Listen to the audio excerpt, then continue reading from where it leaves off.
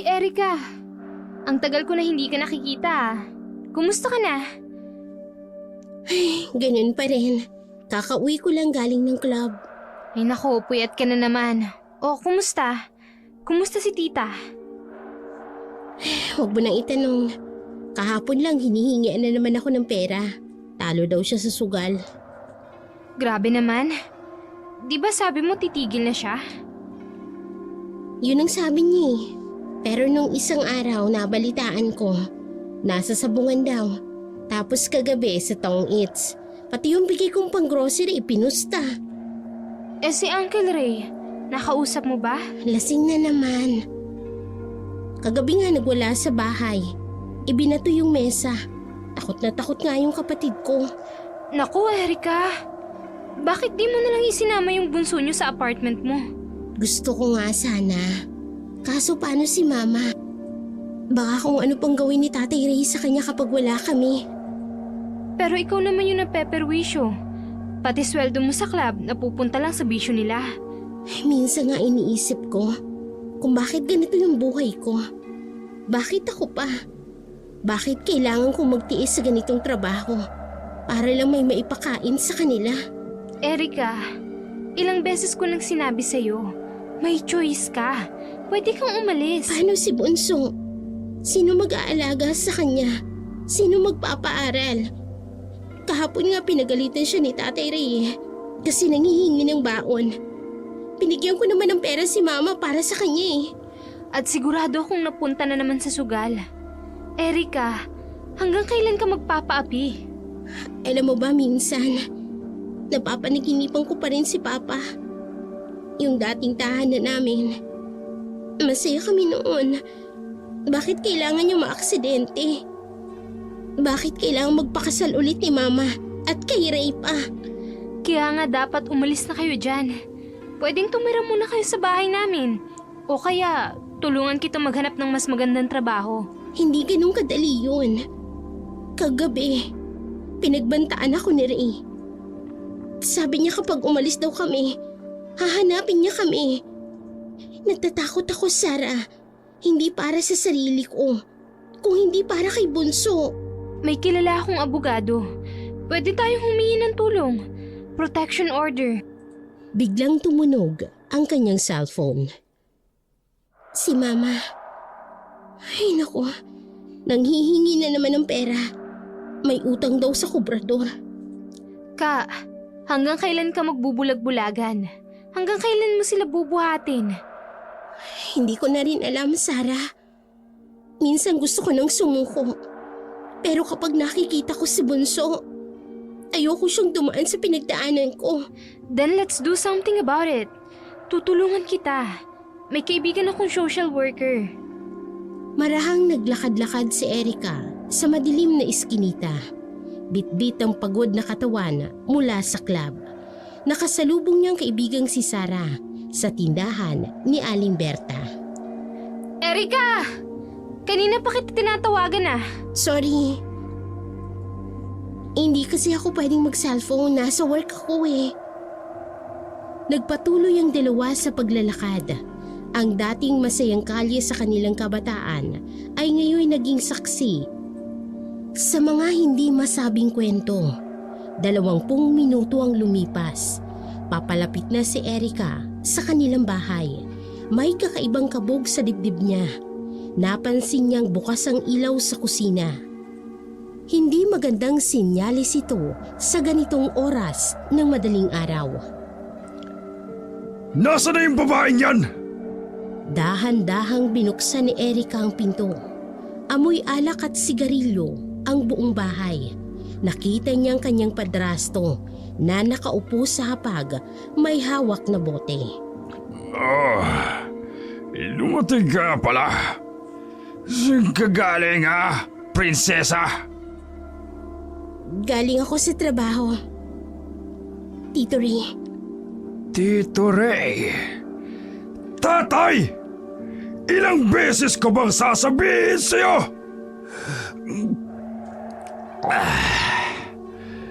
May pera ka.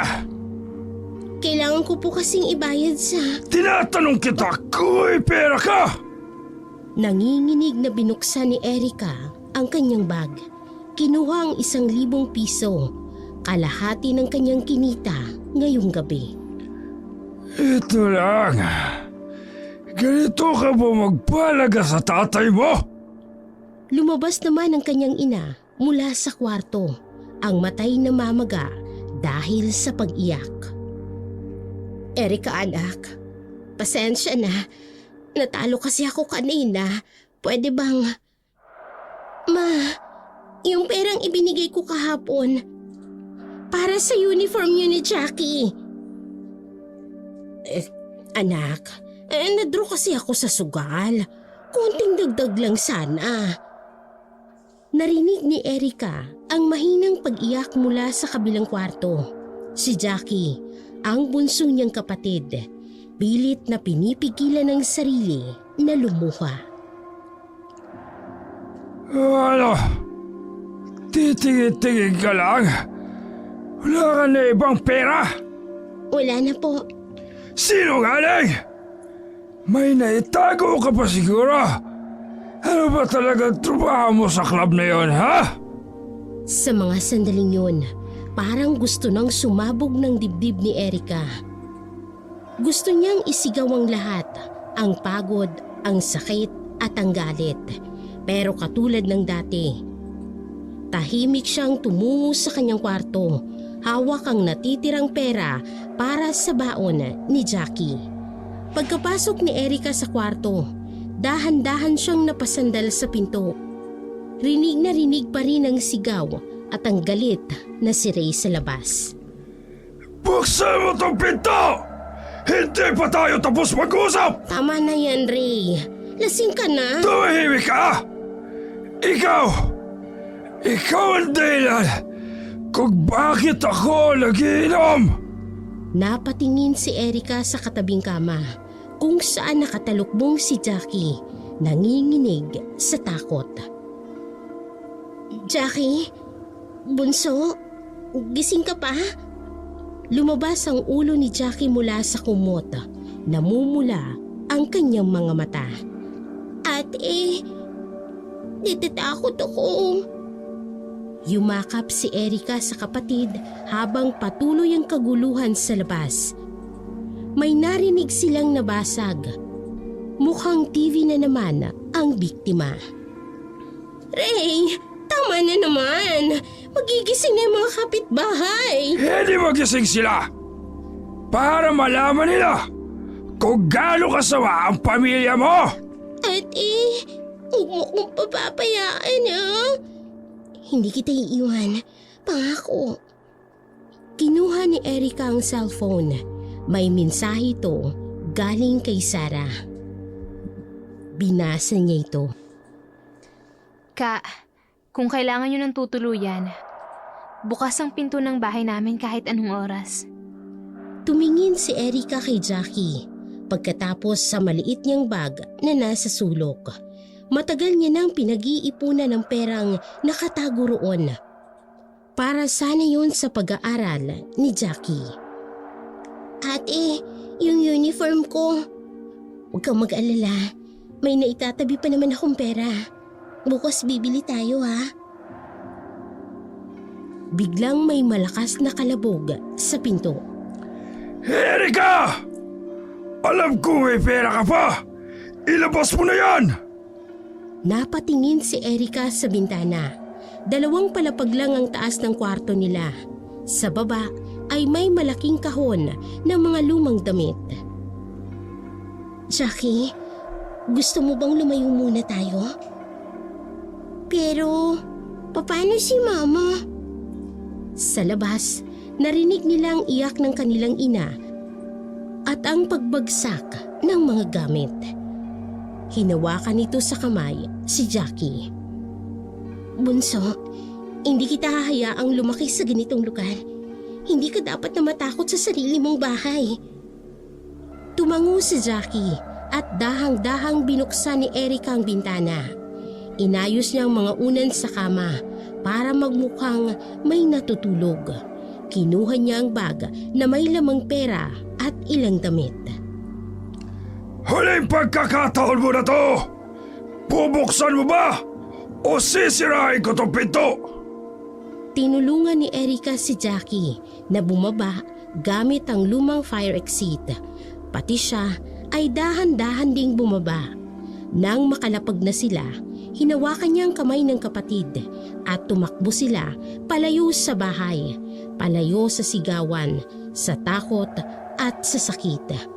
Humahangos na naglalakad ang magkapatid sa madilim na kalye. Tanging ilaw ng mga poste ang tanging gabay nila.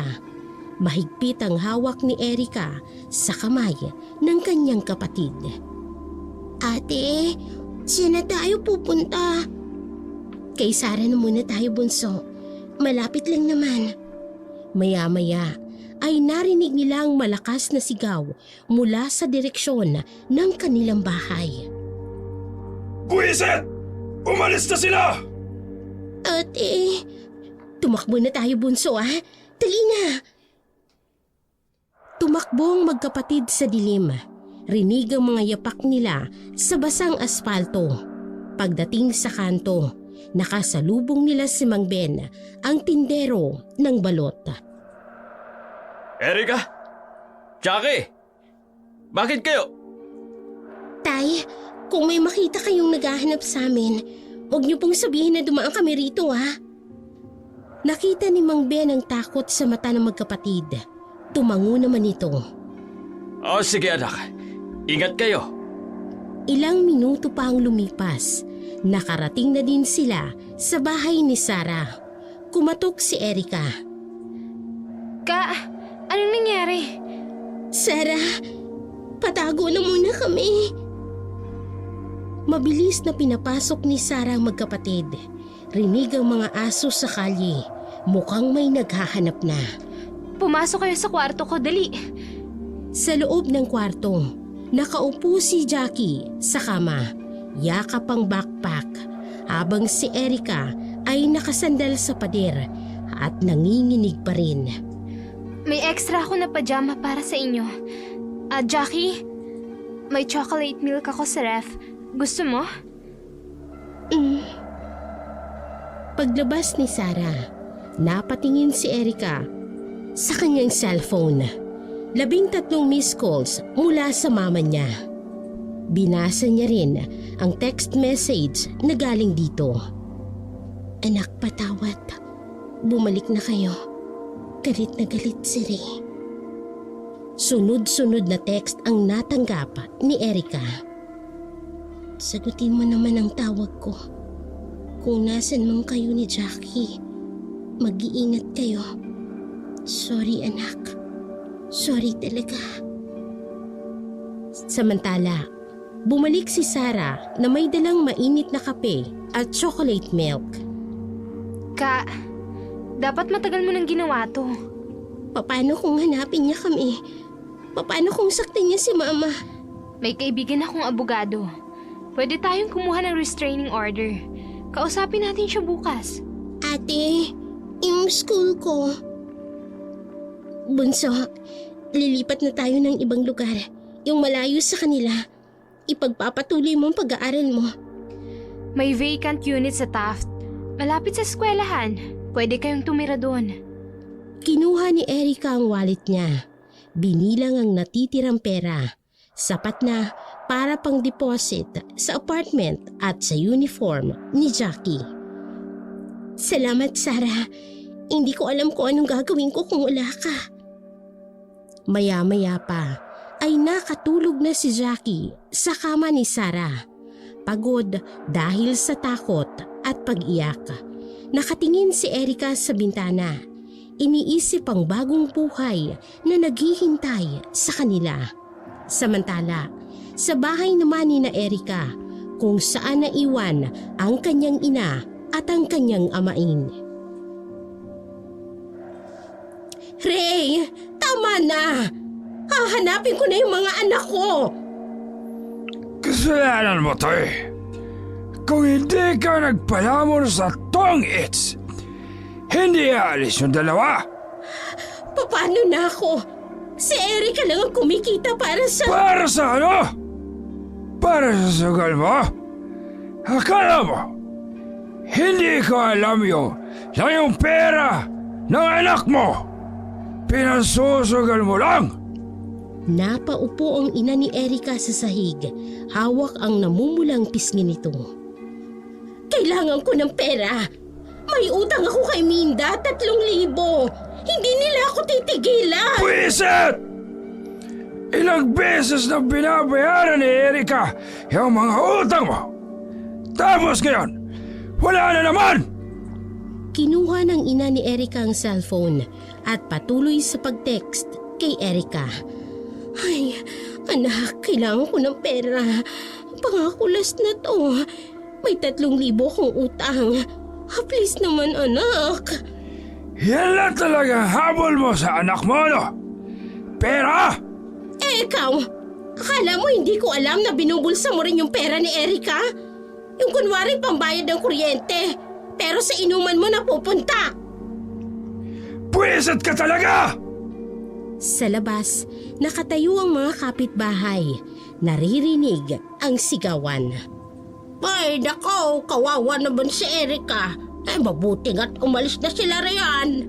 Ay, noon pa man alam kong may problema na. Ay laging umiiyak yung bata pagka uwi galing sa trabaho. Sinabi mo pa! Sa loob ng bahay, patuloy pa rin ang pag-aaway ng dalawa. Erika, anak! Pumalik ka na! Kailangan kita rito! Kailangan mo ng pera niya! Yun ang sabihin mo! Sabihin mo nga! Kailan ka ba naging tunay na ina? Ha? Hindi ko na to kaya, Ray! Yung mga pinagkakautangan ko, hindi nila ako titigilan! Si Erika lang, siya lang ang... Ang iti mo! Langhiya ka talaga! Kaya pala ayaw mong umalis yung anak mo sa club! Dahil sa pera!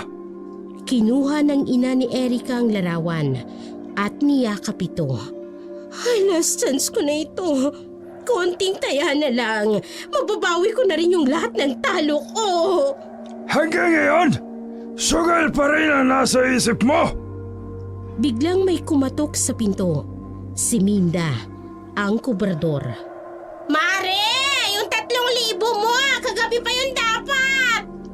Nanlambot ang ina ni Erika. Napatingin ito sa kanyang cellphone. Wala pa ring sagot ang anak. Sa bahay naman nila Sara, habang nag-aaway ang mag-asawa, tahimik na umagang sumikat sa bahay ni Sara. Ang buong gabing sigawan at pagwawala ni Ray ay naging usap-usapan sa buong barangay. Sa tindahan ni Aling Berta, pinag-uusapan kung paano inabuso ng mag-asawa ang perang kinikita ni Erika. May nagsasabing nakita raw nila si Erika at si Jackie na tumatakbo sa dilim. Ang iba naman ay kinundi na ang pagkasugapa sa sugal ng kanilang ina at ang pagiging lasinggero ni Ray. Sa bahay naman ni Sara, unti-unting gumising na si Jackie sa amoy ng pritong itlog at kape. Ate! Bunso, gising ka na pala. Dali ka na, kumain ka na. Bumili ako ng pandesal tsaka itlog.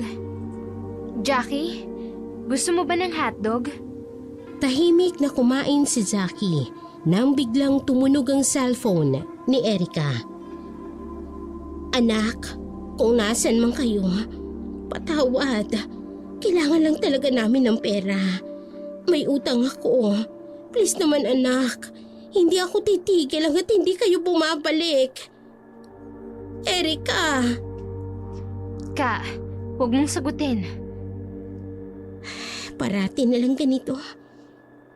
Pera, sugal, utang. Ate, ayoko nang bumalik doon. May kumatok sa pinto at si Sarang nagbukas, ang abogadong kaibigan niya. Sarah? Nasaan sila? Attorney, maraming salamat at nakarating ka kaagad. Pumasok ang abogado, dalang isang folder ng mga papeles. Erika, Kailangan nating mag-file ng protection order. May mga pictures ka ba ng mga pasamo dati? Text messages, recordings. Meron po. Pero si Mama, Kailangan mong maging matapang. Hindi lang para sa'yo, kundi para kay Jackie. Ate, mag-aaral pa ba ako?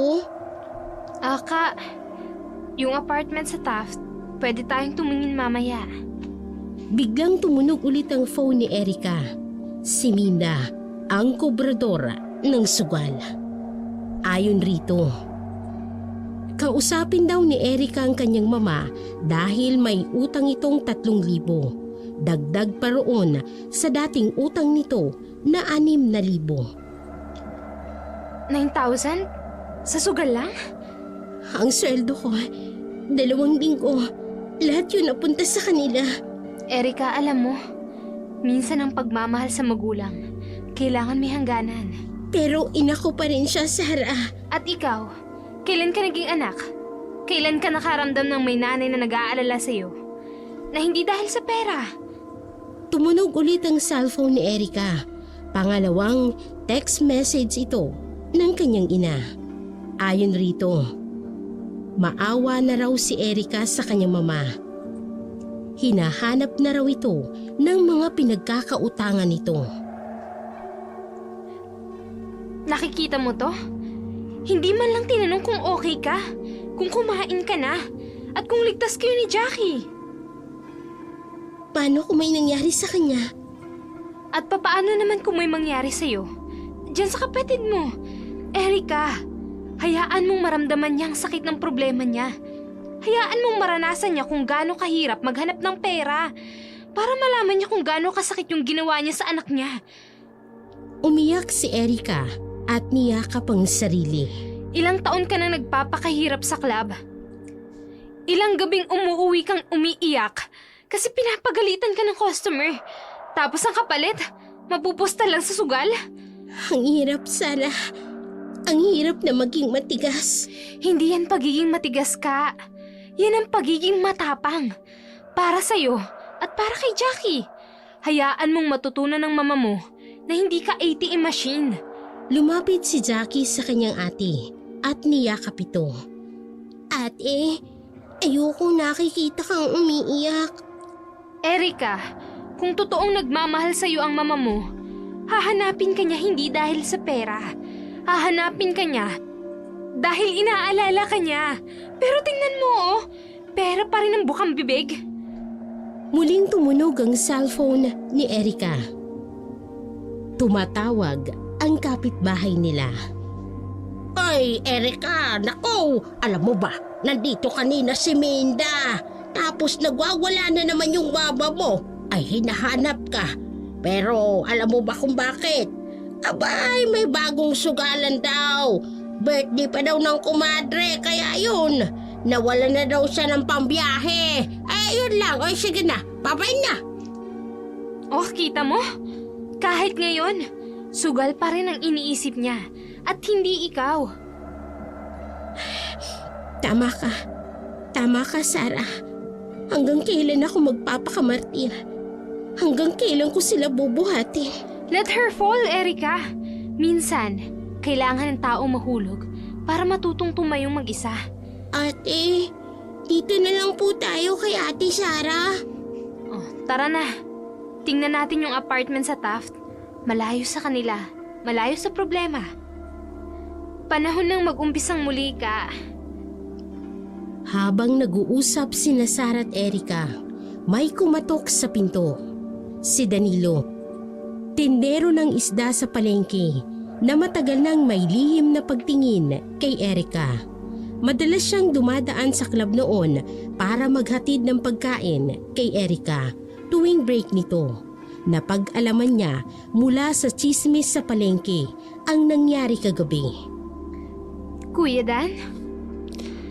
Nagdala ko ng fresh na galunggong para kay Erica. Namula si Erica nang makita si Danilo. Ilang buwan niya na ring napapansin ang tagong pagmamahal nito. Dan, salamat pero Naku, tumuloy ka, Kuya Dan. Halika, pasok. May vacant na apartment sa pinsan ko sa Pasay. Malapit sa eskwelahan. Tahimik doon. Ate Sara? Siya po si Kuya Dan, yung lagi pong nagbibigay ng pritong isda kay ate. Napangiti si Sara. Naalala mga kwento ni Erika tungkol sa misteryosong tagahatid ng pagkain. Kung gusto nyo, pwede kong kausapin ang pinsan ko. Mas murang renta doon kumpara sa Taft. Dan, salamat ha, pero ayoko nang makaabala. Ka, minsan ang biyaya ng Diyos nakakalampas dahil pinapalampas pa natin. Tingnan mo oh, may nagmamalasakit sa'yo. Hindi mo ko kailangan sagutin, Erika. Gusto lang kitang matulungan. Ayaw kong nakikita kang nahihirapan. Natahimik si Erika. Napatitig sa mga mata ni Danilo. Mata ng totoong nagmamalasakit. Kuya Dan, kailan natin pwedeng tingnan yung apartment? Pwede mamaya. Hatid ko kayo. May sasakyan naman ako eh. Yung pick-up na gamit ko sa pagde-deliver ng isda. Ate, pwede ba akong sumama? Napangiti si Erika sa kauna-unahang pagkakataon matapos ang mahabang gabi. Minsan ang mga sagot sa dasal natin, nasa harap lang pala natin.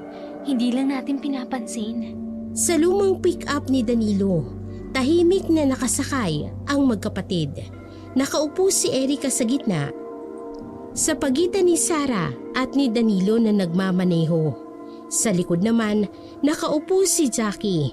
Masayang pinapanood ang mga gusaling na dadaanan nila. Kuya Dan, ang galing mo pong magmaneho. Sanay na. Araw-araw na nagde-deliver ng isda eh. Naku, type ka talaga nito no? Tumigil ka nga. Pagdating sa apartment, isang malinis na 2-story building ang bumungad sa kanila. May maliit na garden sa harap. Dan, sila ba yung sinasabi mo? Chong, si Erika po. At ang kapatid niyang si Jackie. Ipinakita ni Mang Tonyo ang unit. May 2 kwarto, maliit na kusina at living room. Malinis ang pintura at maaliwalas. 5,000 lang ang renta. Kasama na yung tubig. Ang mura naman po. Kay Dan na lang ako maniningil. Basta mga kaibigan niya. Pamilya na rin namin.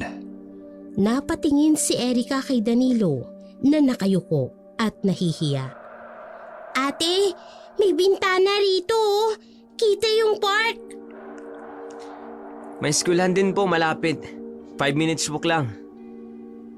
Dan, hindi ko alam kung paano magpapasalamat. Hinawakan nito ang balikat ni Erika.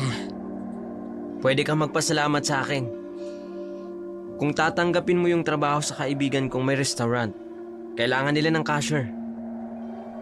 Ka, perfect yan. Di ba magaling ka sa math? Ay nako, mabait pa yung si Dan. Hindi niya sinasabi sa'yo. Pero siya ang nagbayad ng advance. Chong naman. Bakit mo itong ginagawa? Tumahimik ang lahat. Si Danilo'y huminga ng malalim bago nagsalita. Kasi deserve mo ng mas magandang buhay, Erika. Nakikita kita sa club. Pagod na pagod. Gusto kong makita kang masaya. Ay nako, Erika. Minsan ang mga anghel, naka-t-shirt lang at amoy isda. Natawa silang lahat, pati na rin si Jackie na bumalik sa sala. Ate, dito na tayo ha. Please. Tumingin si Erika sa paligid. Sa malinis na unit, sa ngiting mukha ni Mang Tonyo, sa excited na kapatid at sa mapagkalingang si Sara at kay Danilo na sa wakas ay nagtapat na ng kanyang nararamdaman sa pinakasimpleng paraan sa pamamagitan ng tunay na pagtulong. Unang gabi nila sa bagong apartment. Nakaayos na ang konting gamit na naiuwi nila. Si Jack ay masayang naglalaro sa second-hand na PSP na bigay ni Danilo. Sa maliit na sala, nanunood sila ng TV habang kumakain ng dala ni Danilo na hapunan, inihaw na bangos at insaladang talong. Nang may mapanood sila na isang balita. Isang pangkero ang natagpuang patay sa barangay Santa Cruz. Ayon sa mga residente, narinig nila ang malakas na sigaw kagabi. Ito na ang pangatlong kaso ng misteryosong pagkamatay sa lugar. Grabe no, parang every month may nababalitang ganyan.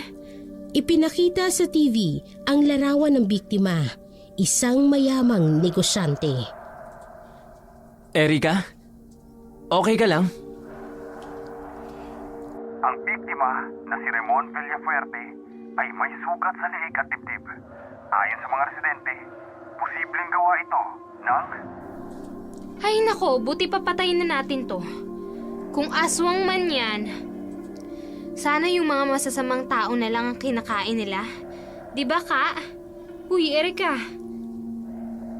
Napansin ni Sarah at Danilo na nanginginig si Erika.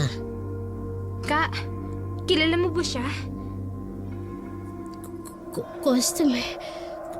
Customer ko dati sa club. Laging Anong tungkol sa kanya? hindi maganda. Hindi magandang tao. Hindi siya mabuting tao. Minsan, Erika, anong ginawa niya? biglang umiyak si Jackie. Ate, may napanaginipan akong masama. Tumakbo si Erika papunta sa kapatid, pero halata ang takot sa mga mata niya. Dan, napansin mo? Parang may hindi sinasabi si Erika. Oo. At bakit parang mas takot siya kaysa nagulat?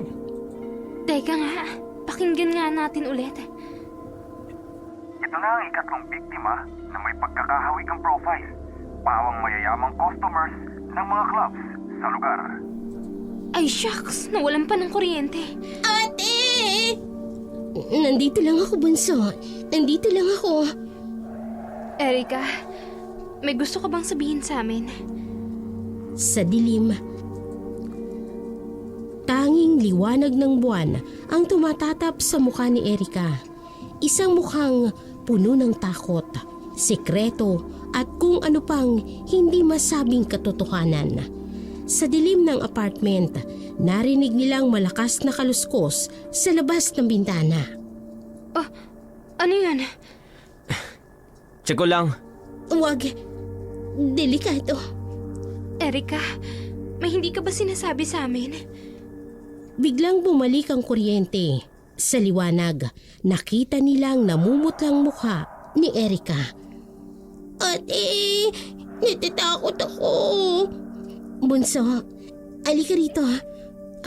Sarah, Dan, pasensya na pero kailangan na naming umalis. Bakit? Erika, ano bang problema? Kilala mo talaga yung lalaki sa news, no? Oo.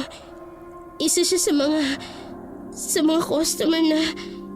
Yung mga nasabi sa news, yung tatlong... May nagawa silang masama sa mga babaeng tulad ko. Biglang may kumatok sa bintana. Ate! Dan, wag! Pero huli na. Nabuksan na ni Danilo ang kurtina. Walang tao. Pero may nakasulat sa salamin gamit ang pulang lipstick. Aking ka lang. Nang mabasang nakasulat sa bintana, agad na binura ni Erika ang nakasulat gamit ang tissue. Erika, hindi ka ligtas dito ng mag-isa. Dan, salamat. Pero ayoko nang maabala ka pa. Hindi ka abala. pwede kayong tumira muna sa bahay namin. May spare room. Dan, alam kong mahalaga ako sa'yo. Nakikita kong mga ginagawa mo. Ka, tama si Kuya Dan. Delikado kayo rito. Hindi naman ako mag-isa eh. May kasama akong guardian angel. Napatingin si Erica kay Danilo. Namumula ito. Naamoy isda. Natawa naman si Jackie kahit na natatakot pa rin. Kahit na. Erica, hindi ako mapapakali. Paano kung may mangyari sa inyo ni Jackie? Dan, ang dami mo nang nagawa para sa amin. Iyong trabaho, itong apartment. Hindi na ako sanay na may nag-aalaga sa akin ng ganito. Lumapit si Danilo. Hinawakan ng mga kamay ni Erica. Sanayan mo na. Kasi hindi ako mawawala. Hay naku ka. Kung ayaw mo sa bahay nila Dan, sa amin ka na lang. Kahit hanggang matapos kung ano mang problema na to. Hindi na. Kailangan kong harapin to. Para sa amin ni Jackie. Para matapos na. At natatakot ako. Bunso, huwag kang mag-alala. Hindi kita pababayaan. Humarap si Erica kay Danilo.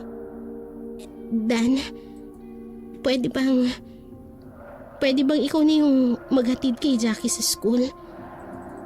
Hindi ko kayang lumabas ng bahay ngayon eh. Oo naman. Dadaan ako dito araw-araw. Promise. At ako naman ang titingin sa'yo habang wala si Jackie. Ayoko sanang maabala kayo pero... Hindi ka nga abala. Never kang naging abala. Lumipas ang gabing puno ng pangamba.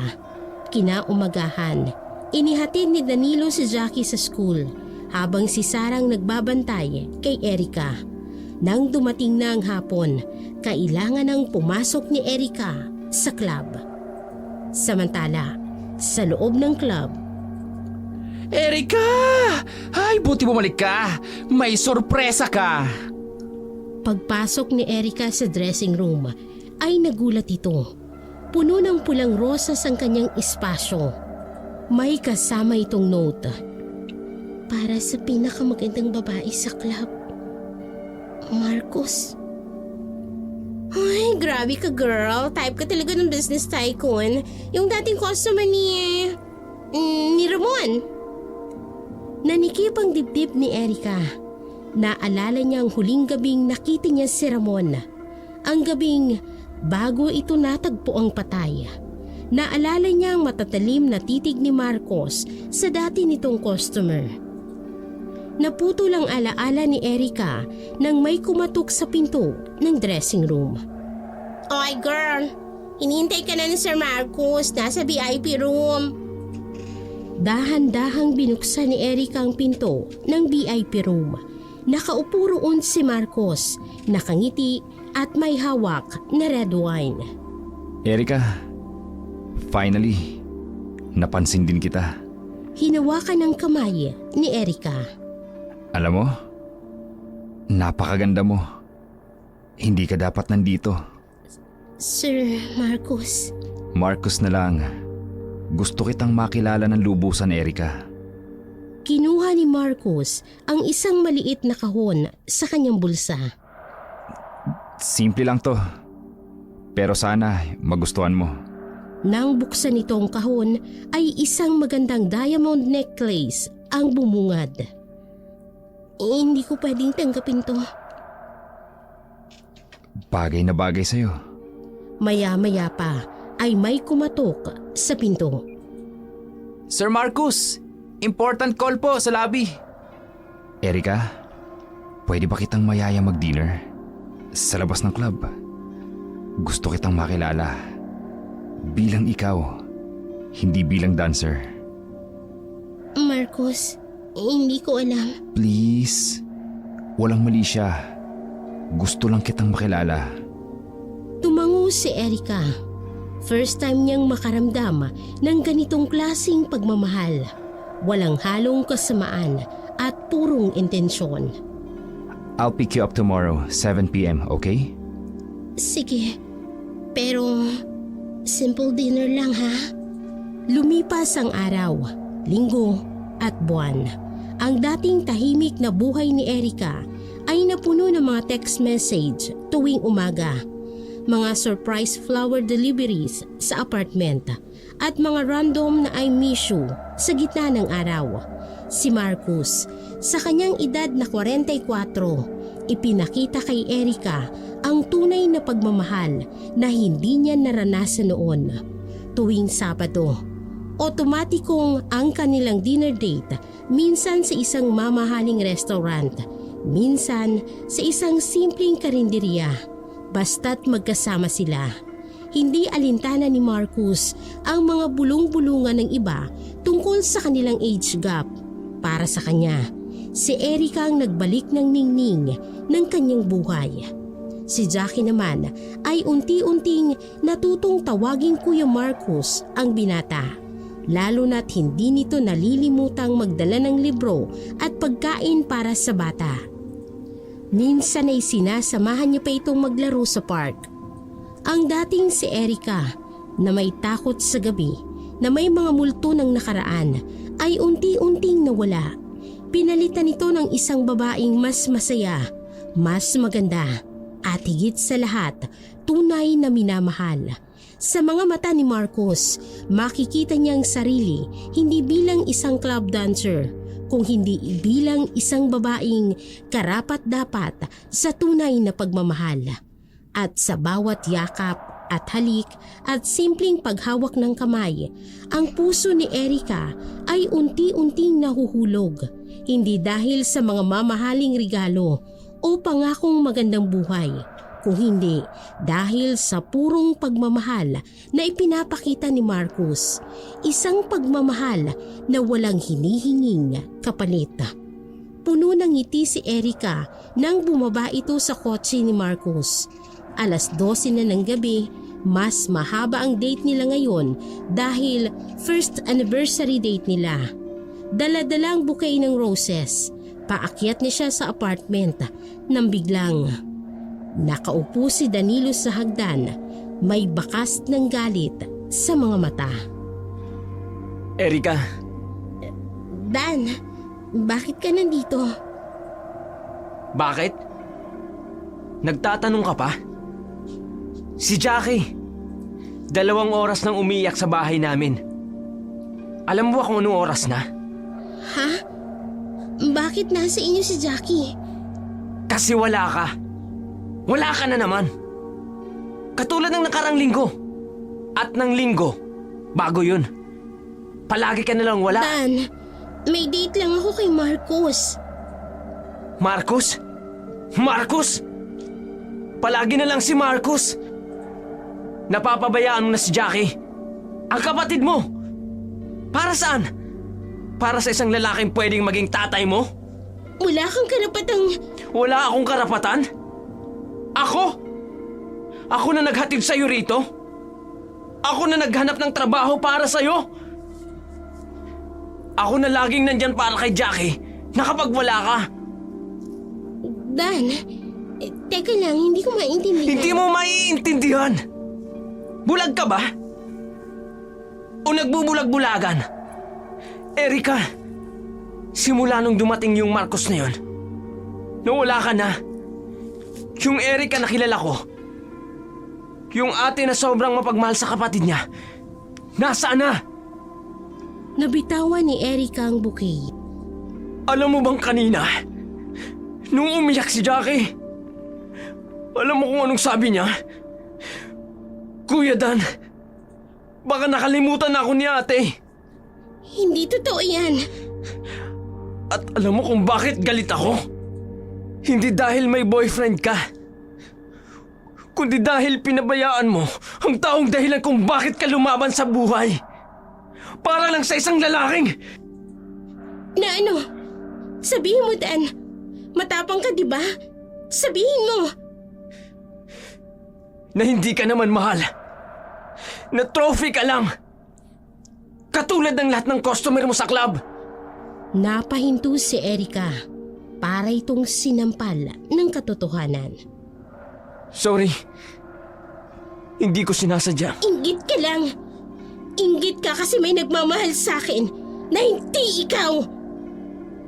Tumahimik si Danilo. Tumama ang mga salita ni Erika kay Danilo tulad ng matalim na punyal. Nanatili siyang nakatayo roon, pilit na pinipigilan ang panginginig ng mga kamay. Ang lalaking nagmahal ng tahimik, ang lalaking nagbigay ng lahat nang hindi humihingi ng kapalit. Naramdaman niyang unti-unting pagkadurog ng kanyang puso. Sa mga mata ni Danilo, nakita ang mga alaala, ang mga umagang hinahatid niya si Jackie sa eskwela, ang mga araw na dinadala niya ang sariwang isda para kay Erika, ang mga gabing tinulungan niya itong lumipat, ang bawat problema ng kanyang sinalo. Lahat ng ito'y ginawa niya hindi dahil may hinihintay siyang kapalit, kung hindi dahil mahal niya si Erika. Pero ngayon, sa gitna ng madilim na hagdan, naramdaman niya kung gaano kasakit ang katotohanan na ang babaeng matagal niya nang minamahal ay hindi siya kayang mahalin pabalik, na ang lahat ng ginawa niya ay nakita lang bilang isang simpleng pagtulong ng kaibigan, na ang puso ni Erika ay nasa iba, sa lalaking dumating na lang bigla sa buhay nito. Nanatiling nakatayo si Danilo roon. Pinapanood si Erika na pumasok sa apartment. Gusto niyang sumigaw.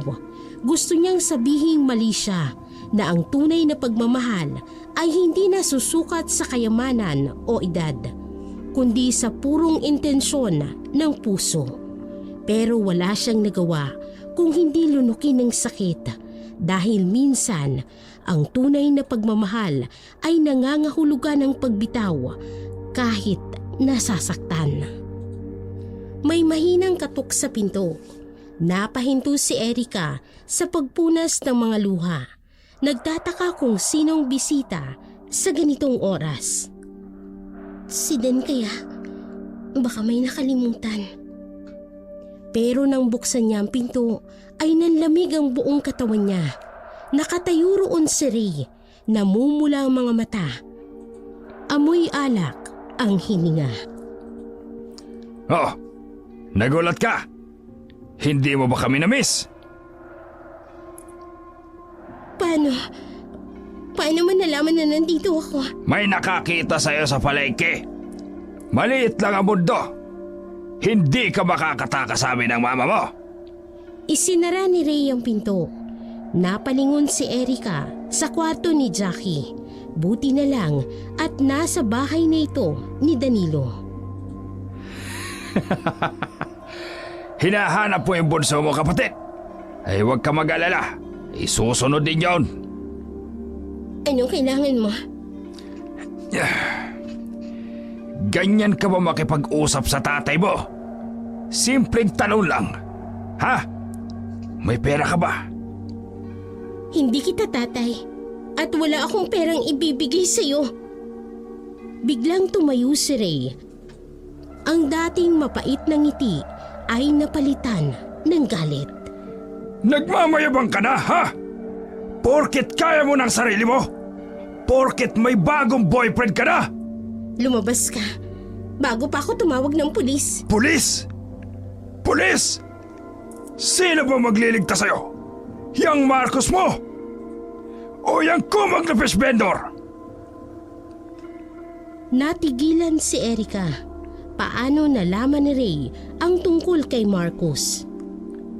Nagulat ka? Akala mo, hindi ko alam. Ang galing-galing mo magtago ng sikreto, ano? Pero alam kong lahat. Nagmamadaling kinuha ni Erika ang phone sa bulsa. Oh, sino tatawagan mo? Si Marcos? Yang matandang boyfriend mo? O yang isang yan? Si Danilo? Ano ba? Ibalik mo yung phone ko! Oh, tingnan mo nga kung gaano kita kakilala. Alam ko yung bagong trabaho mo bilang cashier. Alam ko yung boyfriend mong matanda. Pati yung tangang fish vendor na nagmamahal sa'yo. May bago kang ang trabaho bilang cashier. Bumalik ka rin naman sa club. Sa mga sandaling yun, narinig nila ang mga yapak sa hagdan. May paparating. At alam mo pa kung anong nalaman ko? Yung pera mo, pinambabayad mo sa apartment, sa pagkain, sa pag-aaral ng kapatid mo. Pero kami ng mama mo, wala! Biglang bumukas ang pinto. Si Danilo, hingal na hingal, hawak ang susi ng apartment. Erika! Oh, sakto! Dumating na ang knight and shining armor mo! Tumakbo si Danilo sa pagitan ni Ray at Erika. Lumabas ka! Ngayon din! At sino ka para utusan ako, ha? Iniangat ni Ray ang kamao, pero mabilis si Danilo. Hinawakan niya ang braso ni Ray at itinulak papunta sa pinto. Huling babala! Lumabas ka! O akong magsasabi sa pulis kung nasaan ka! Nanlaki ang mga mata ni Ray. Anong ibig mong sabihin? Alam kong may waran ka! Assault battery! Domestic violence! 5 taon na. Kaya ka nga nagtatago sa bahay nila Erika eh. Natigilan si Ray. Unti-unting nawala ang tapang sa kanyang muka. Isang tawag lang. Sigurado akong gusto ng pulis na malaman kung nasaan ka. Napatingin si Ray kay Erika. Pagkatapos ay kay Danilo. Unti-unting ibinaba ang kanyang kamao. Hindi pa tayo tapos! Lumabas si Ray at patabog na isinara ang pinto. Nang marinig nilang bumaba na ito ng hagdan, saka lang huminga ng maluwag si Erika. Dan, Sorry. Hindi ko dapat sinabi yung mga sinabi ko kanina. lumapit si Erika kay Danilo at niyakap ito ng mahigpit. Salamat. Salamat. Hindi na siya babalik. Promise. Hindi ko siya hahayaang saktan ka ulit. Sa labas ng bintana, unti-unting sumikat ang araw. Isang bagong umaga. Isang bagong simula para kay Erika na sa wakas ay nakahanap na ng tunay na lakas para lumaban sa mga taong nakasakit sa kanya. Nag-iisa si Erika sa apartment. Nakaupo sa kama. Hawak ang larawan nila ni Danilo. Pasensya ka na, Dan. Hindi naman sa hindi kita mahal. Siguro nga mahal kita sa paraan na hindi ko maipaliwanag. Nakikita ko kung paano ka magmahal. Simple lang. Totoo at walang halong mali siya. Kung pwede lang sana. Kung pwede lang sana ang simple lang din ang buhay. Tumulo ang mga luha niya habang tinitingnan ang diamond necklace mula kay Marcus. Pero pagod na ako, Dan. Pagod na akong magpakahirap. Ilang taon na ba? Ilang gabing umuuwi akong umiiyak galing sa club. Ilang beses na bang narinig ni Jackie na wala akong pambayad sa tuition niya? Ilang beses na bang pinaghirapan kong kumita ng pera para lang ubusin ni Mama sa sugal? Tumayo si Erika at lumapit sa bintana. Si Marcus, alam kong hindi katulad ng pagmamahal mo. At oo, may edad siya. Baka nga trophy lang ako. Pero alam ko kung anong magandang parte. Hindi ko na kailangang sumayaw sa club. Hindi ko na kailangang magbilang ng bawat piso. Hindi na kailangang mag-alala ni Jackie kung may baon ba siya bukas. Masama ba akong tao pag ganon? Masama bang piliin ko na maging maginhawang buhay? Masama bang gusto kong umahon sa kahirapan? Alam kong tunay ang pagmamahal mo. Pero minsan, hindi sapat ang pagmamahal para mabuhay. Hindi sapat ang pagmamahal para may makain. Hindi sapat ang pagmamahal para makapag-aral si Jackie sa magandang eskwelahan. Sana maintindihan mo ko. Hindi ko pinipili si Marcos dahil hindi kita mahal. Pinipili ko siya dahil gusto kong mabago ang buhay ko. Gusto kong umahon sa putikan. At kahit mahal kita, kahit alam kong ikaw ang mas tunay, mas pinipili ko pa rin makaahon. Kahit ang kapalit ay ang pusong nagmamahal sa akin ang totoo. Pasensya ka na, Dan. Pasensya ka na. Matapos ang gabing puno ng luha at desisyon, inayos ni Erica ang kanyang sarili para sa kanilang dinner date ni Marcos. Suot niya ang pulang bestida na regalo nito. Hindi niya inaakalang makakasuot siya sa tanang ng buhay niya ng ganoon. Sa salamin, nakita niya ang sarili. Isang babaeng malayo sa dating dancer ng club na nangangarap lamang na umahon sa kahirapan. Sa labas ng mamahaling restaurant sa Makati, naghihintay ang itim na Mercedes ni Marcos. Nang makita siya nito, napangiti ito. Isang ngiting puno ng pagmamalaki at pagmamay-ari. You look stunning tonight, my love. Sa loob ng restaurant, nagliliwanag ang mga kandila. Puro mga kilalang negosyante at politiko ang mga customer. Iba nga talaga ang mundo ni Marcos. Isang mundong unti-unti nang nagiging mundo na rin ni Erica.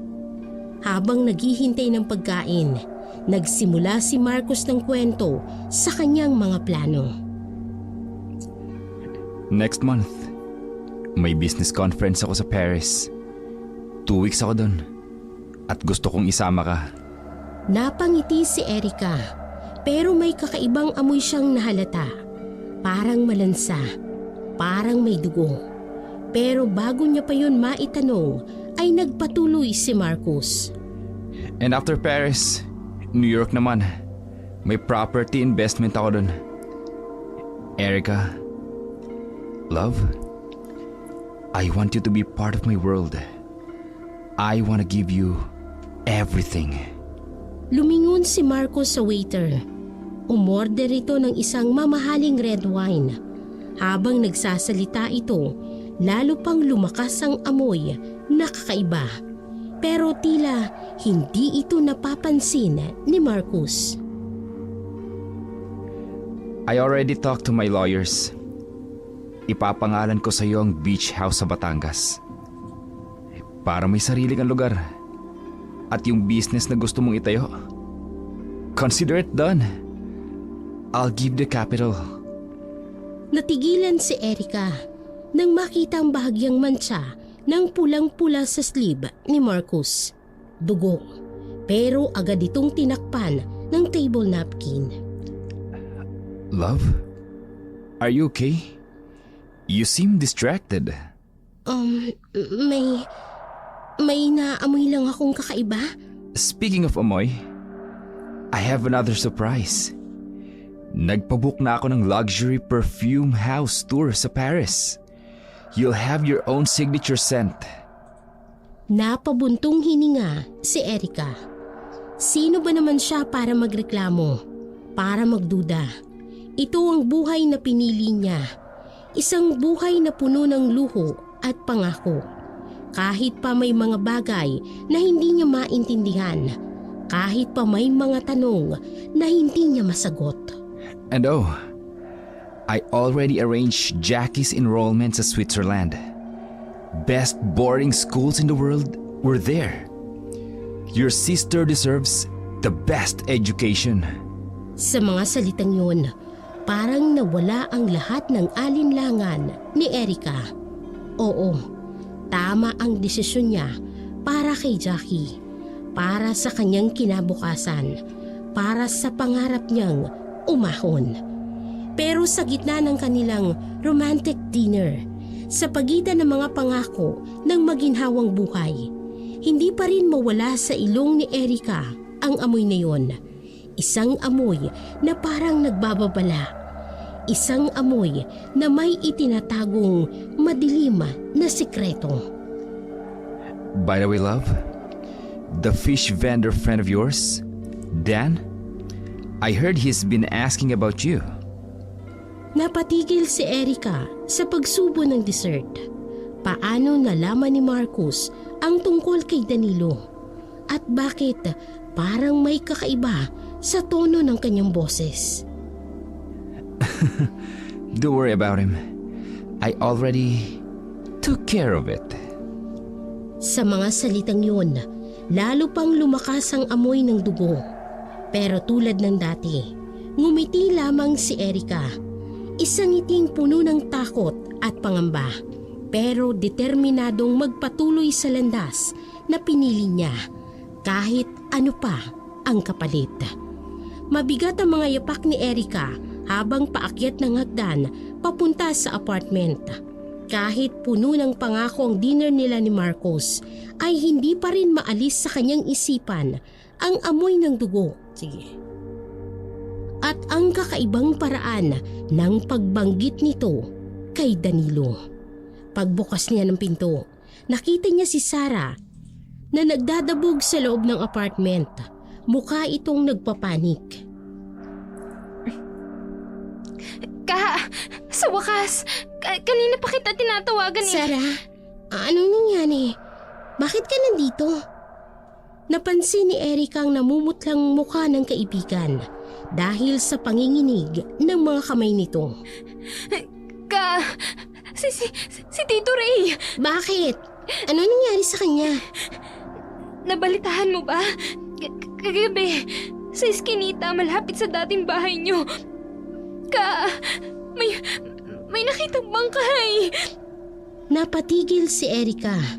Naramdaman ang panlalamig ng katawan. Sabi ng mga tao, aswang daw. Aswang daw yun. Puno ng sugat yung katawan. Tapos parang kinalmot at nalapnos.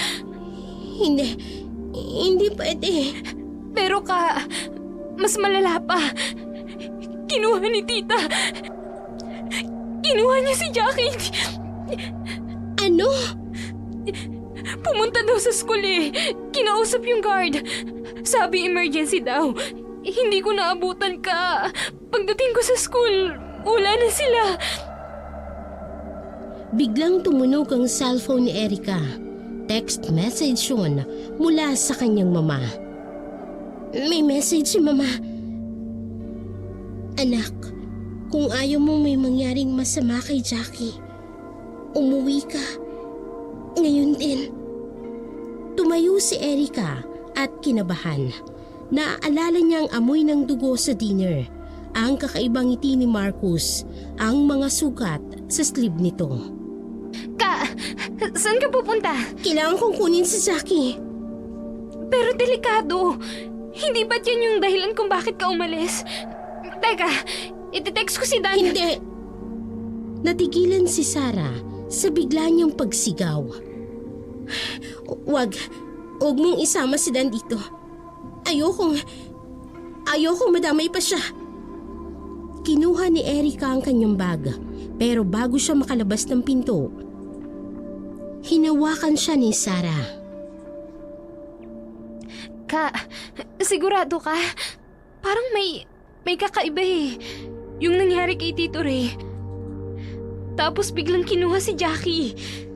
Napatingin si Erica sa kanyang cellphone dahil may mensahe ito mula kay Marcus. Ayon dito. Had a wonderful evening, love. Sweet dreams. Don't worry about anything. I will always protect you. Lalo siyang kinabahan. Ang amoy ng dugo, ang mga sugat, ang mga salitang, I already took care of it. pero wala siyang choice. Kailangan niyang iligtas si Jackie. Sarah, kung may mangyari, kung hindi ako makabalik. Natatakot ako. Natatakot ako para sa iyo. Promise me, tatawagan mo si Dan. Sabihin mo, sabihin mo sorry. Na sana nakinig ako sa kanya. Bago pa makasagot si Sarah, ay mabilis na lumabas si Erica ng apartment. Sa bawat yapak niya pababa ng hagdan, ay bumibigat ang kanyang dibdib. May kung anong kasamaan na nangyayari. Isang kasamaang hindi niya maintindihan, pero damang-dama niya. Pagdating ni Erica sa dating bahay nila, natagpuan niya ang kanyang ina na nakatayo sa sala. Namumula ang mga mata sa galit. Si Jackie nakaupo sa isang sulok at umiiyak. Ikaw ang may kagagawa nito! Ma, ano bang sinasabi mo? Huwag ka nang magmaang-maangan! Dito huling nanggaling si Ray bago siya napatay! Dito sa apartment mo! Ma, wala akong kinalaman sa... Napakasinungaling mo! Alam mo kung anong sabi ng mga tao? May nakakita raw sa boyfriend mong matanda sa paligid ng iskinita kagabi. At ngayon, patay na si Ray! Pinatay siya ng aswang! Napaatras si Erica. Nagulat sa paratang. Akala mo hindi ko alam? Aswang ang manliligaw mo! Kaya pala laging may namamatay sa paligid mo! Kaya pala laging may dugo! Ma, ano ba yung pinagsasasabi mo? Nababaliw ka na. Hindi ako nababaliw. Tingnan mo nga yung sarili mo. Napakatanga mo. Nagpapakatanga ka sa isang aswang. Pinagkasunduan yung patayin si Reno. Tama na, Ma. Kung alam mo lang kung gaano karaming beses kaming inabuso ni Ray. Kung gaano karaming beses niya kaming pinahirapan. Pero wala kang pakialam. Basta may pera lang na ibibigay sa'yo para sa pagsusugal mo. Hoy! Huwag mo akong pagsasalitaan ng ganyan. Ako ang nanay mo. Nanay? Kailan ka ba naging nanay sa akin? Nung hinayaan mong abusuhin kami ni Ray? O nung kinuha mong lahat ng pinaghirapan kong pera para lang itiya sa sugal? Lumapit si Erica kay Jackie. Hinawakan ang kamay nito. Tara na, Jackie. Uuwi na tayo. Huwag mong dadalhin yung kapatid mo! Bakit? Para gawing panghundut ng pera? Para may pandagdag sa sugal mo? Tumayo si Jackie at mahigpit ang kapit sa ating niya. O sige!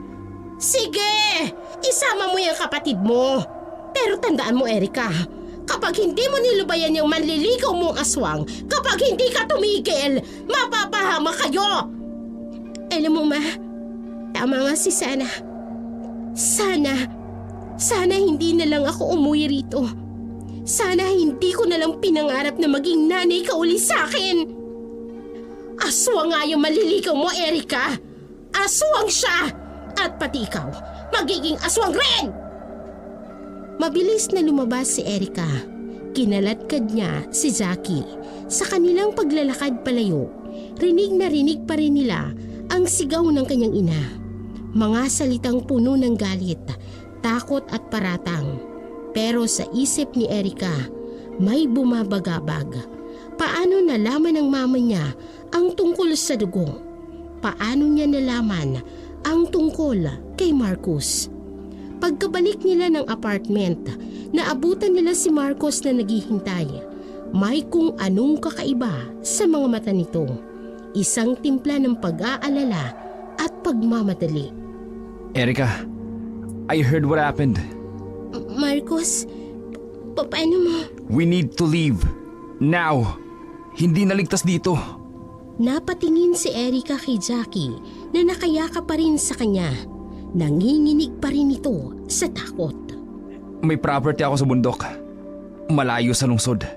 Walang makakahanap sa atin doon.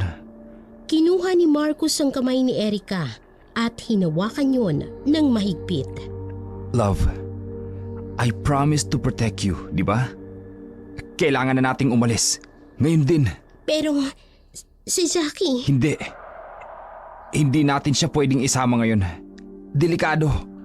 Maraming mata. Maraming nagmamasid. Tumulo ang luha ni Erica at niyakap ng mahigpit ang kapatid. Jackie, kailangan ka munang iwan ng ate, ha? Dito ka muna kay Ate Sarah. Ate, ayoko.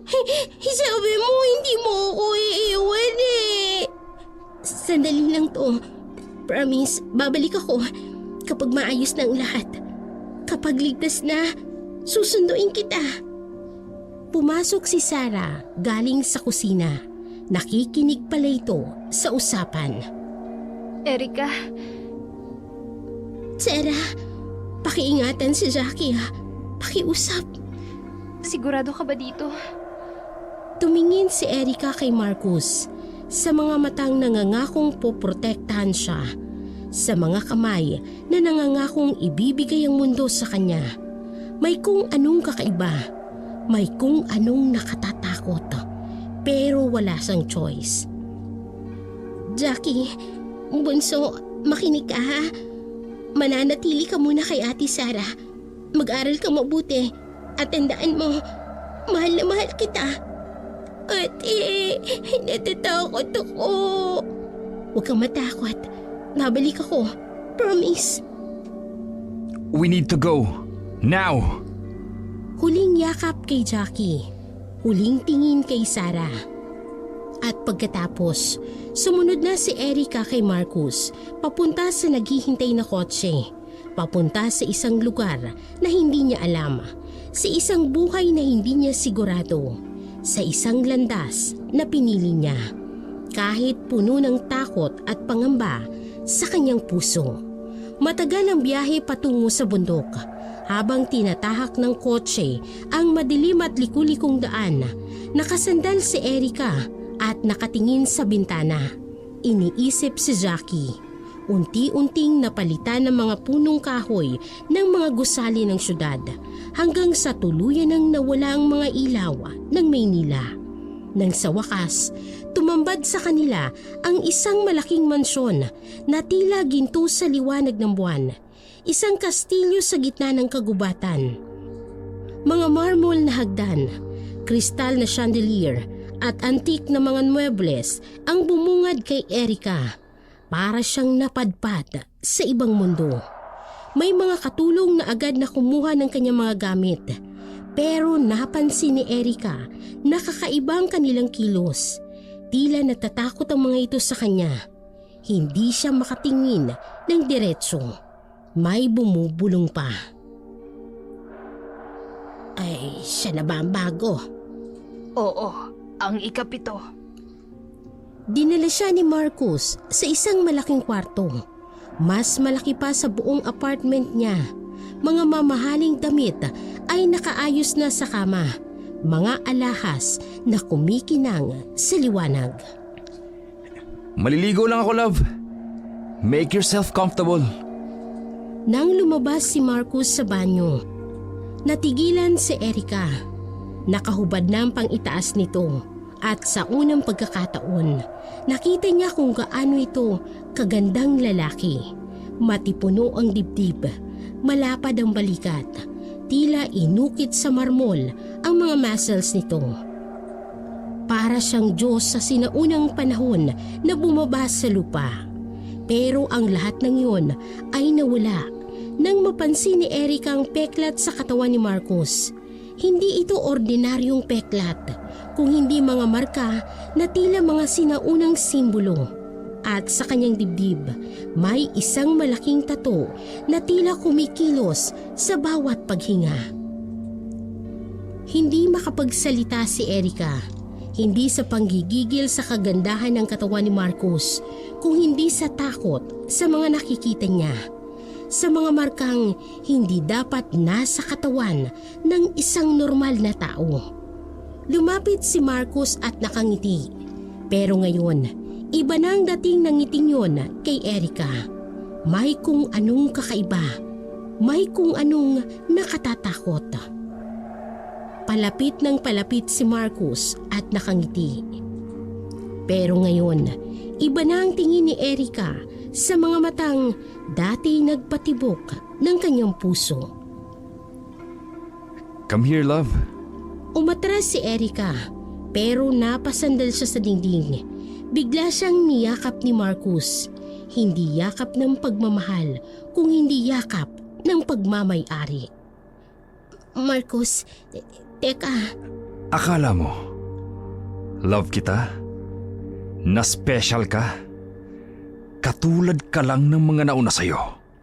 Mga babaeng naniwala sa pera ko. Sa mga pangako ko. Pinilit ko mawala ni Erica. Pero sobrang higpit ng hawak ni Marcus. Ramdam na ramdam niya ang lamig ng katawan nito. Tulong! Tulong! Sigaw ka lang ng sigaw. Rinig ka ng mga katulong. Pero wala silang magagawa. Wala silang dapat gawin. Please! Tulungan niyo ako! Tulong! Sa labas ng pinto, maririnig ang mga yapak ng mga katulong. Pero walang pumasok. Walang tumulong. Para silang mga estatwa. Nakatayo lang at nakikinig sa mga sigaw ni Erica. Alam mo bang ilang babae nang dinala ko rito? Lahat sila katulad mo. Uhaw sa kapangyarihan, sa kayamanan, willing magsakripisyo ng tunay na pagmamahal para sa pera. Unti-unting lumabo ang paningin ni Erica sa luha. Nang hihina na siya sa takot. Bitiwan mo ako! Please, tulong! Bitiwan ka, ha? Bitiwan?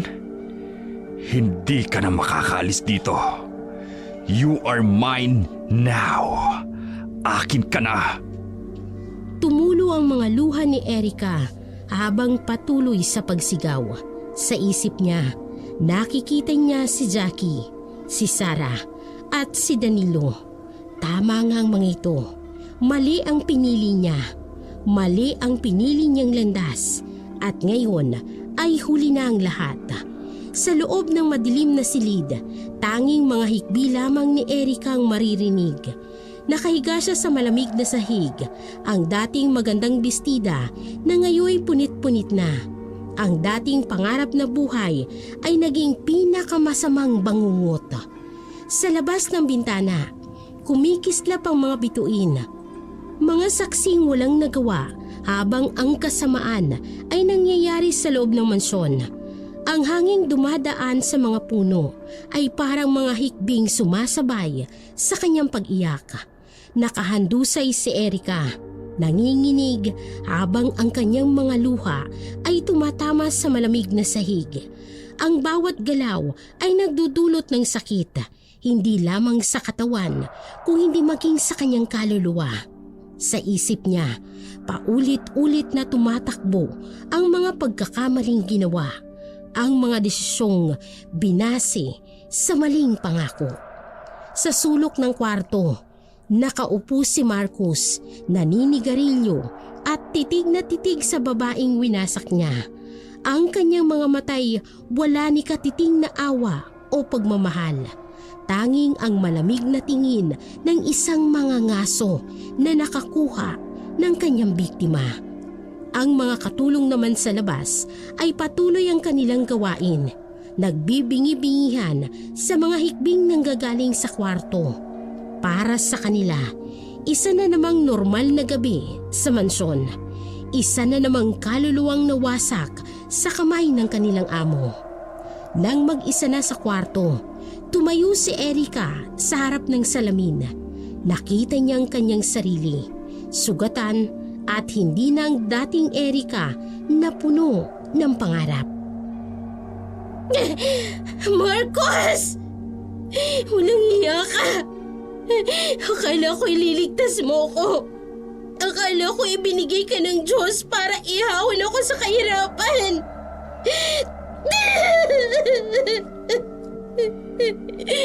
Ano ba talagang gusto mo? Bakit mo ako dinala rito? Para gawing alipin? Para wasakin? Napakahayop mo! Pinangako mong bibigyan mo ko ng magandang buhay. na hindi na ako maghihirap, na magiging masaya na ako. Kasinungalingan. Lahat ng yan ay kasinungalingan.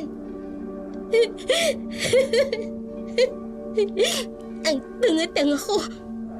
Pinili kita at tinalikuran ko si Dan na totoong nagmamahal sa akin. Iniwan ko si Zaki na umaasa sa akin. Para saan? Para rito. Para maging alipin mo.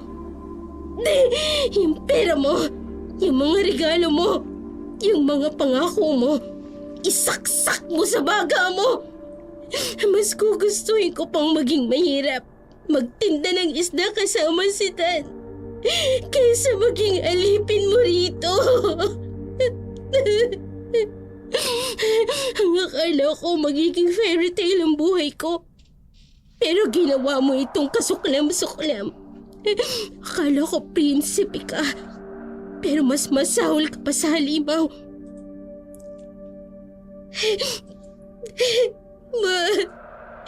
Zaki. Sana nakinig ako sa inyo. Dan.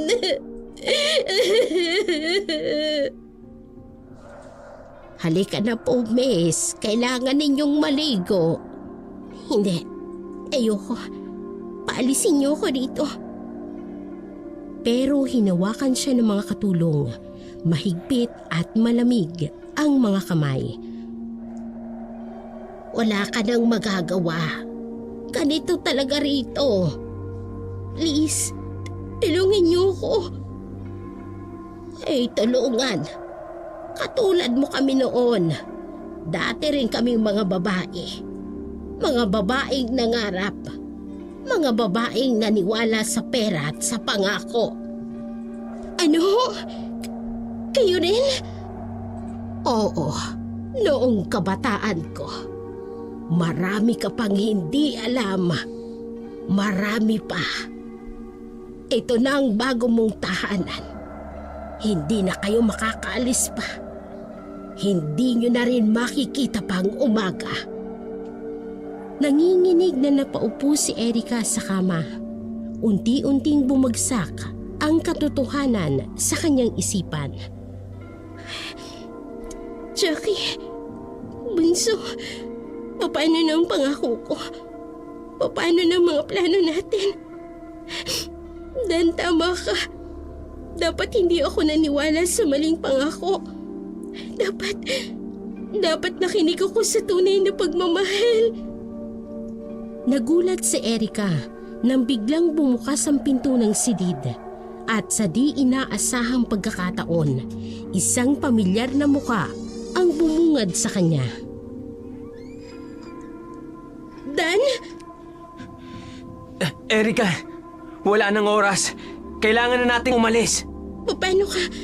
Bakit ka nandito? Saka ng kwento. Basta magtiwala ka sa akin. Ngayon lang, please. Sumama ka. Tumakbo sila sa dilim ng mansyon sa pagitan ng mga pasilyo at hagdan. Ang dating mga katulong ay tila nawala ng lahat. Dan, kung makatakas tayo, utang ko sa iyong buhay ko. Hindi ko alam kung bakit mo pa ako sinundan. Hindi ako karapat-dapat sa pagmamahal mo. Biglang naputol ang katahimikan sa mga malakas na alulong, mga aso o kung anuman ang mga yon, papalapit ng papalapit. At sa harap nila, nakatayo si Marcus, pero hindi na itong Marcus na kilala ni Erika. Matatalas ang mga kuko, mapupulang mga mata at may kung anong kadiliman sa paligid nito. Erika is mine! Mabilis na humarang si Danilo sa harap ni Erika. Pinunot ang isang lumang rosaryo at mga amulet mula sa bulsa. Hindi mo siya maaangkin! Dan, Anak ako ng huling albularyo sa aming bayan. At hindi kita hahayaang saktan pa siya! sumugod si Marcus pero hinalang siya ng banal na tubig mula kay Danilo. Nagsimulang matinding labanan ang kadiliman laban sa liwanag. Hangal! Akala mo ba kaya mo akong talunin? Makikipagpatayan ako para sa babaeng minamahal ko! Nasugatan si Danilo sa braso at napasandal sa puno. Dan! Mag-iingat ka! Unti-unting nakalapit si Marcos kay Danilo. Na-corner niya na ito. Marcos, tama na! Sasama na ako sa'yo. Huwag mo lang saktan si Dan. Pakiusap! Hindi! Hindi kita pababalikin sa impyernong to, Erika! Hindi ako papayag! Tumayo si Danilo kahit naduguan ito. Alam mo bang nilagay ko ang sarili ko bilang katulong dito para lang mahanap ka? Para lang masiguradong ligtas ka? Hindi ako susuko ngayon. Hindi ako titigil hanggat hindi kita natatakas sa limaw na to. Binunot ni Danilo ang huling amulet sa kanyang bulsa. Isang antigong krus na minanas sa kanyang ama. Hindi masasayang ang sakripisyo ko. Hindi masasayang ang pagmamahal ko. Sa gitna ng madilim na gabi, nakatayo ang tatlong anyo. Si Marcos na naging aswang, si Danilo na sugatan ngunit matapang, at si Erika na nangangamba para sa taong tunay na nagmamahal sa kanya.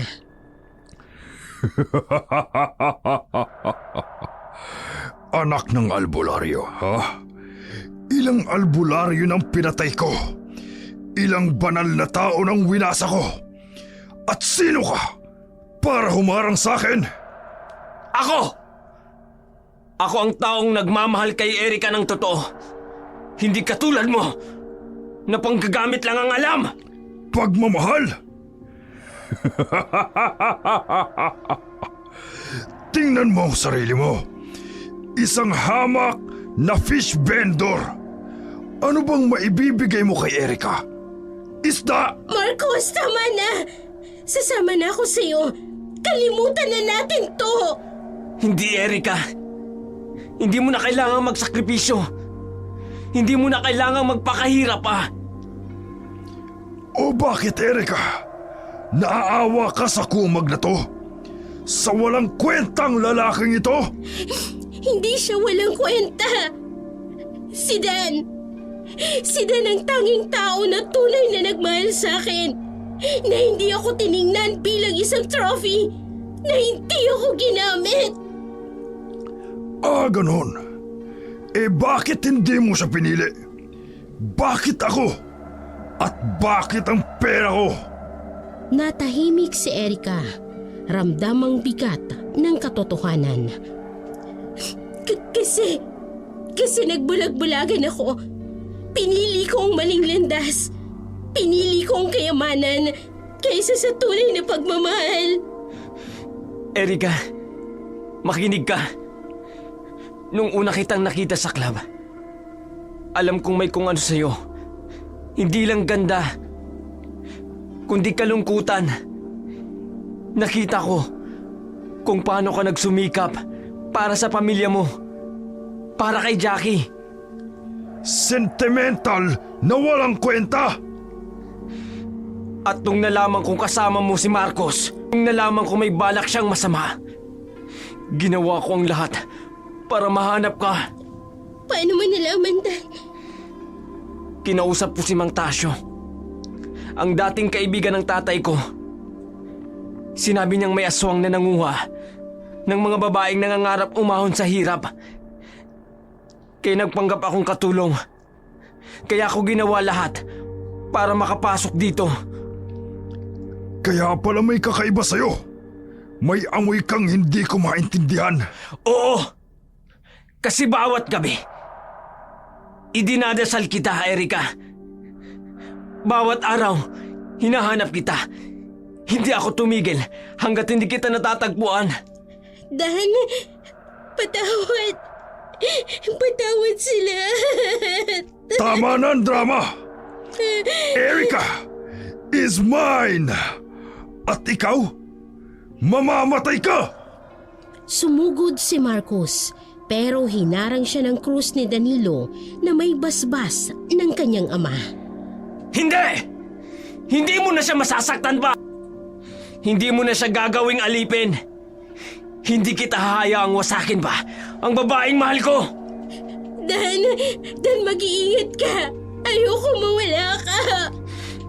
Erika, kung may mangyari man sa akin, gusto kong malaman mo na ang pagmamahal ko sa'yo, hindi ito dahil gusto kong umahon ka sa hirap, kundi dahil nakita ko kung gaano kaganda ang puso mo. Mas lalong nagalit si Marcus. Tama ng drama! Pareho kayong mamamatay! Sa isang mabilis na galaw, naitarak ni Danilo ang banal na krus sa dibdib ni Marcus. Isang nakatatakot na sigaw ang pumunit sa katahimikan ng gabi.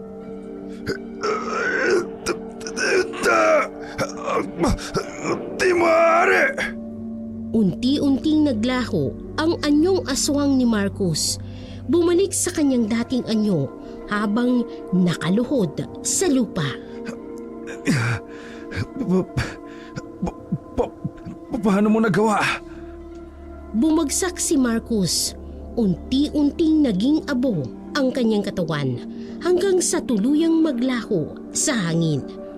Napaupo si Danilo sa lupa, humihingal at duguan pa rin ang braso.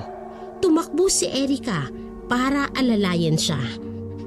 Dan, okay ka lang? Oo naman. Basta ligtas ka. Paano mo nalaman? Paano mo ako nahanap? Huminga ng malalim si Danilo. Hinawakan ng kamay ni Erika.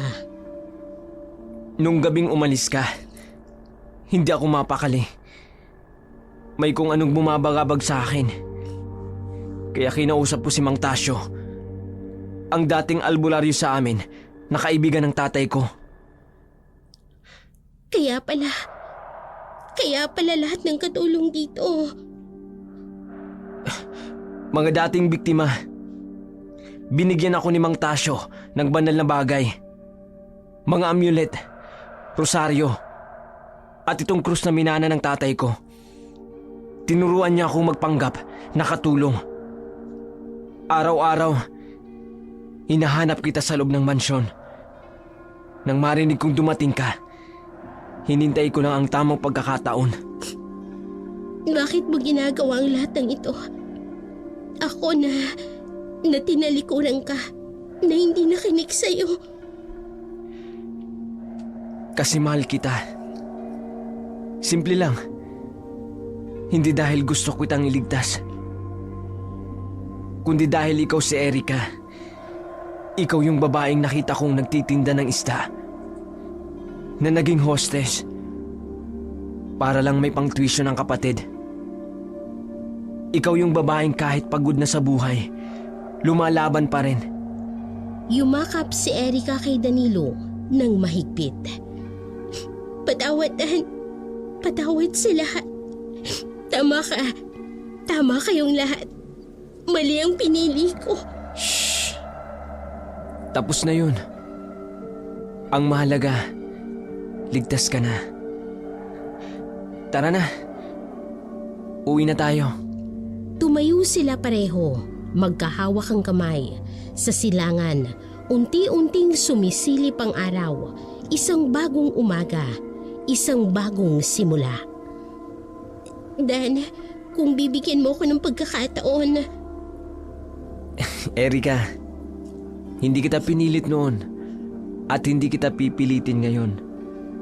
Basta tandaan mo, nandito lang ako. Hindi ako aalis. Tiningnan ni Erika ang papalubog na buwan at sa unang pagkakataon, matapos ang mahabang bangungot, tunay na siyang ngumiti. Hindi sa pangako ng kayamanan, kung hindi sa katotohanan ng tunay na pagmamahal. Unti-unting nagbago ang buhay ni Erika. Hindi man agad-agad siyang nakaalis sa club, may isang lalaking naghihintay sa kanya sa labas. Si Danilo, na handang tanggapin siya ng buong buo. Para sa kanya, hindi mahalaga ang nakaraan ni Erika. Hindi mahalaga na dating bayaran nito na minsan ay ginahasa ng aswang. Ang mahalaga ay ang pagmamahal na nadarama niya para sa babaeng naglakas ng loob na bumangon muli. Sa bawat gabing umuuwi si Erica mula sa club ay naghihintay si Danilo. Walang pangungutya, walang pagdududa. Para sa kanya, si Erica pa rin ang babaeng minamahal niya ng lubos kahit pa alam niyang may madilim siyang karanasan. Kahit pa alam niyang binabayaran ng kanyang katawan, kahit pa alam niyang minsan ay winasak siya ng isang halimaw. Sa huli, natutunan ni Erica na ang tunay na pag-ahon ay hindi sa mayamang customer o sa pangako ng madaling buhay na matatagpuan. Natagpuan niya ito sa bisig ni Danilo, ang lalaking minahal siya ng buong buo kahit ano pa ang kanyang nakaraan, kahit pa gaano kadilim ang kanyang pinagdaanan.